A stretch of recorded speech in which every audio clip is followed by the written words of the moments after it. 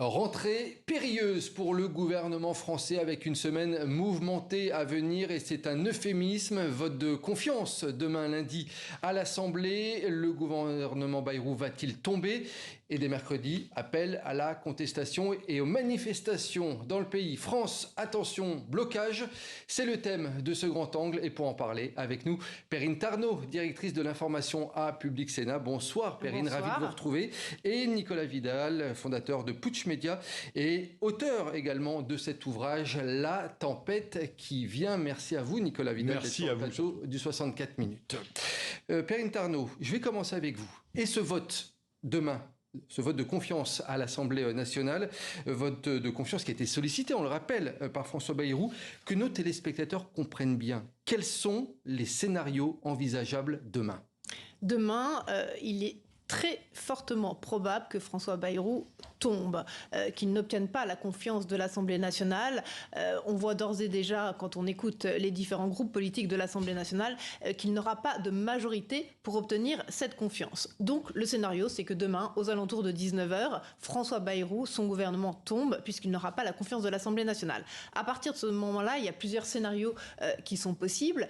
D'une part, Emmanuel Macron peut très bien décider de renommer François Bayrou Premier ministre. C'est tout à fait possible, effectivement. Encore faut-il que d'une part, François Bayrou en ait envie, et puis à partir de quoi, pour repartir sur le même budget, cela semble peu probable.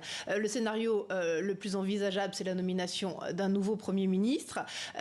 Toute la question, ça va être de savoir dans quel laps de temps. On sait qu'Emmanuel Macron n'aime pas trop qu'on lui torde le bras, il aime prendre son temps, mais est-ce qu'on a le temps? On sait très bien que la situation budgétaire de la France est compliquée, qu'un projet de loi budgétaire doit être déposé à l'Assemblée nationale avant le 7 octobre, c'est normalement le calendrier budgétaire tel qu'il est établi par la Constitution française. Donc il faudrait que Emmanuel Macron nomme assez rapidement un Premier ministre pour que ce Premier ministre tente bien, de trouver une majorité avec les différents groupes politiques de l'Assemblée nationale pour trouver une voie de passage à l'Assemblée nationale et faire voter, adopter un budget d'ici la fin de l'année prochaine. Puis il y a d'autres solutions, évidemment, d'autres scénarios qui sont sur la table.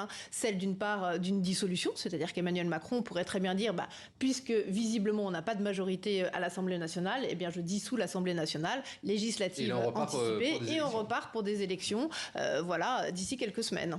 Et selon François Bayrou, les forces politiques sont ensemble pour abattre le gouvernement. Ce sont ces mots, des mots qui sont durs. Écoutez justement ce qu'il disait aujourd'hui à nos confrères de Brut. En dehors des formations qui sont membres du gouvernement, elles disent toutes il faut abattre le gouvernement. Et à quoi ça sert d'abattre le gouvernement ? Voilà des formations politiques qui non seulement ne sont d'accord sur rien, mais bien pire que ça, sont en guerre civile ouverte les unes avec les autres et en haine les unes avec les autres. Et elles se mettent ensemble pour abattre le gouvernement. Nicolas Vidal, une réaction à cette déclaration de François Bayrou? Oui, mais c'est effrayant. Moi, je suis très inquiet, je vous cache pas, parce que je trouve qu'on arrive vraiment dans un monde politique qui est en train de passer dans un état de mort cérébrale, littéralement, avec une opposition populaire. On verra bien ce que va nous le 10 septembre.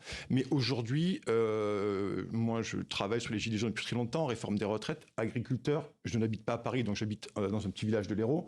Et je vous assure que le terme du dégagisme, il est terrible. Et ça va de la LFI au RN. Et c'est ça, là, effectivement, on est véritablement dans une crise du gouvernement, une crise politique, mais au-delà de ça, c'est la crise démocratique qui est absolument dingue. Pourquoi ? Parce qu'il y a une partie de la population aujourd'hui écrasée par les taxes, on le sait. Il y a aussi un déficit démocratique, mais d'ampleur, mais c'est absolument incroyable. Et cette forme de dégagisme, elle cache quoi ? Elle cache finalement la fin d'une incarnation politique. Il y a des gens aujourd'hui qui se disent pour qui voter. Ces gens, quand je dis ces gens, c'est-à-dire tout l'arc politique des partis de gouvernement ou des gens qui siègent soit au Sénat, soit à la députation, les gens ne voient pas qui, à un moment donné, pourra renverser la tendance et pourra améliorer leur quotidien. Et c'est là aussi où moi, je suis extrêmement inquiet, et du moins, c'est ce que je travaille sur ces sujets depuis très longtemps, et c'est exactement ce qu'on me dit, et je trouve que là, quand je dis que c'est une monde politique, un état de mort cérébrale, je pèse mes mots, mais je trouve que c'est extrêmement inquiétant. Mais je crois que la faute doit incombe aux gens qui sont là. Selon vous, Perrine Tarnot, si on se projette un petit peu, Nicolas Vidal disait que c'est un peu le flou pour après. Qu'est-ce qui va se passer si le gouvernement tombe? Un gouvernement technique, un gouvernement plus à gauche? Quelles sont les hypothèses qui sont sur la table selon vous? Alors, Emmanuel Macron, en tout cas l'exécutif, a semblé vouloir jouer la carte de la gauche cette semaine. Moi, je trouve ça pas tellement crédible parce que je vois mal comment Emmanuel Macron pourrait adouber un Premier ministre qui fasse la politique économique qui soit l'exact contraire de tout ce qu'il a fait depuis 7 ans. Il y a notamment chez Emmanuel Macron un tabou suprême qui est celui de la hausse des impôts. Or, le programme du Parti socialiste tel qu'il a été publié là à Blois il y a 8 jours augmente les impôts non seulement des plus hauts revenus, mais également des entreprises, etc. Et ça, jusqu'à présent, c'était vraiment une ligne rouge pour Emmanuel Macron. Après, gouvernement technique, qu'est-ce que ça veut dire? Parce qu'il faut quand même prendre des mesures politiques. Donc un gouvernement technique, c'est selon moi en tout cas, juste pour une période très déterminée, très arrêtée et pour prendre vraiment des mesures qui permettent de protéger la France d'un dérapage budgétaire, déficit public, etc. Mais toute décision, elle est forcément politique. Donc un gouvernement technique, selon moi, ça ne veut pas dire grand-chose. Après, quand on écoute François Bayrou, il a quand même une responsabilité dans la situation actuelle parce que c'est bien beau de fustiger aujourd'hui les différents groupes politiques et les partis politiques, mais c'est tout de même lui qui s'est jeté dans la gueule du loup en décidant tout seul dans un coin sans concertation avec son gouvernement. On sait que le président de la République en a été informé et qu'il ne l'a pas empêché. On pourra se poser la question pourquoi, mais en tout cas c'est François Bayrou qui a décidé tout seul ce vote de confiance. Et je le disais, c'est une semaine décisive pour le gouvernement, donc avec également ces appels à la mobilisation dans le pays, et ce, dès mercredi, appel aux actions de blocage et à des grèves un petit peu partout en France, comme à Creil, dans le département de l'Oise, où se sont rendus nos confrères de la RTS. Regardez. Des usines sinistrées, 3 fois plus de chômage que la moyenne nationale. Ici à Creil, les militants du 10 septembre sont décidés à tout bloquer. Bonjour jeune homme, le 10 septembre, il ne faut rien faire. Absolument rien, juste écouter de la musique, c'est tout. Est-ce que c'est pas le chaos déjà? C'est le chaos. Donc regardez le 10, nous on appelle tous les Françaises et Français. C'est le bordel, exactement, je suis d'accord avec vous. En tractage, il n'est pas très difficile pour ces militants de gauche de convaincre des passants de tous bords politiques. J'ai même dit à mon patron, moi le 10 septembre, je suis pas là. Que je sois content ou pas content, j'en ai rien à foutre, je suis pas là. Moi. Il n'y a plus rien en France. Tout est exploité en Pologne. On achète des légumes, ils sont même plus français. La France va mal, les finances vont mal. Et ce sont les plus pauvres qui payent pour les plus riches. Dans le cadre d'un plan d'économie, le gouvernement a proposé de supprimer 2 jours fériés cet été.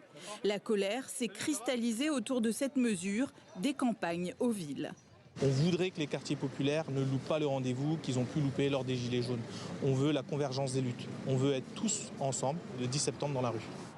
Sur les réseaux du 10 septembre, les Gilets jaunes de 2018 sont aussi présents. Les actions annoncées, les blocages de gares, de routes ou de raffineries font craindre aux services de renseignement de possibles violences. Nicolas Vidal, un peu moins d'un Français sur 2 soutient le mouvement qui doit donc se tenir cette semaine. À quoi faut-il s'attendre selon vous? Très sincèrement, il faut s'attendre à peut-être des blocages, on le verra bien entendu, mais je pense que si on prend un peu de hauteur à tout ça, je pense que la classe politique n'a pas bien compris ce qui était sous les Gilets jaunes. Et aujourd'hui, une partie des Français, un contingent de Français de classe moyenne, est en train de comprendre concrètement les ravages de la mondialisation sur leur vie privée. Votre sujet le dit très bien. Désindustrialisation, chômage, perte de l'emploi. Et concrètement aujourd'hui, moi ce qui me pose problème aujourd'hui concrètement, c'est que la classe politique doit comprendre que cette marche forcée vers la mondialisation doit être arrêtée et les Français n'en peuvent plus. Et c'est là que la fracture démocratique, elle me semble extrêmement inquiétante. Ça va ressembler au mouvement des Gilets jaunes selon vous? Je pense que ça, on verra bien. D'ailleurs, les appels sont très clairs. Enfin, moi, je trouve que les revendications, on dit souvent qu'elles sont floues. Elles sont pas tellement floues. Les Français ont manifesté pendant les Gilets jaunes. Ils ont manifesté pendant la réforme des retraites. Ils ont manifesté notamment aux agriculteurs. Et puis, je crois que, pour en dire un mot très vite là-dessus, je crois que même les récupérations de la LFI ou autres ne servira à rien du tout parce que, comme je le disais en introduction, le dégagisme politique est là. Et je continue à penser que les Français aujourd'hui, il y a eu beaucoup de Français qui se sont ajoutés au contingent des Gilets jaunes. J'y préfère les Français en colère et je continue à penser qu'on verra bien sur le temps long. Personne ne peut prévoir, mais si ça ne se passe pas le 10 septembre, ça se passera peut-être en octobre, en novembre, en décembre.